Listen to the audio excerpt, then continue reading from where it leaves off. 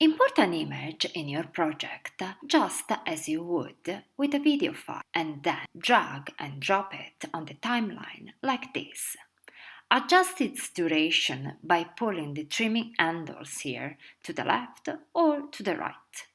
What might happen, and which is the case with my image here, is that because the image does not have the same proportions as your video, there will be blank rectangles on both sides. To resolve this, go into Filters, select Video Filters, and find the one called Size and Position.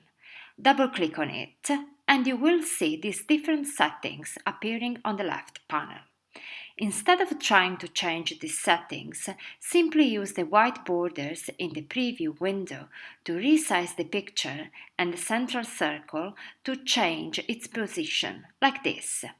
If you also want to crop the image, click on the plus button to add a filter, select Crop Rectangle in the video filters and crop your image at your liking, again using the picture's white borders. Stock footage are video footage that have already been filmed and that filmmakers can reuse. These types of videos are neutral, relatable, and can therefore be used in different contexts. You can find them online in websites such as Pexels or Creative Commons. Now it's time to find a video that will be relevant with what you are arguing. Let's say, for instance, that you're interested in currencies and money. So just type money in the search bar and you'll find several videos showing banknotes, coins, and so on. Download them, import them onto your project, and edit it into your timeline. To add a text to your video, all you need to do is select the clip, add the video filter here named Text Simple. By scrolling down, you will stumble upon different settings, the font type and color, the outline color and thickness. Type your text in the text section under Preset. To adjust the size and the position of the text, use the same technique as with the image.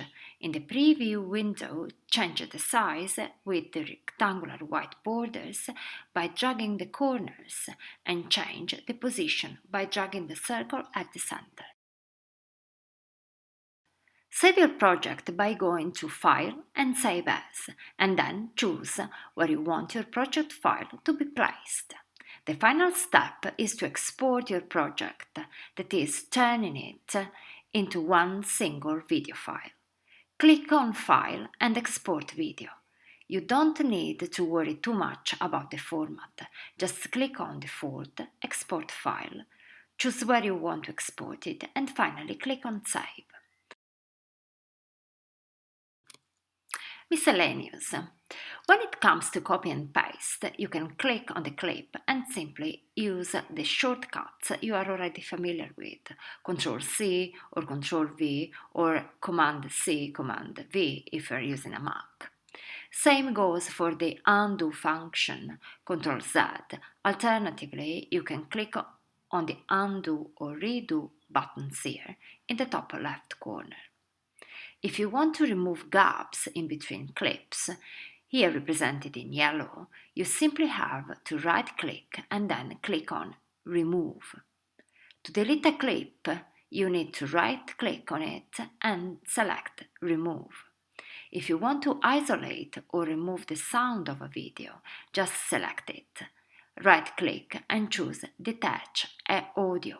The sound wave will appear on a different track and then we'll be able to either delete or edit the newly created audio track.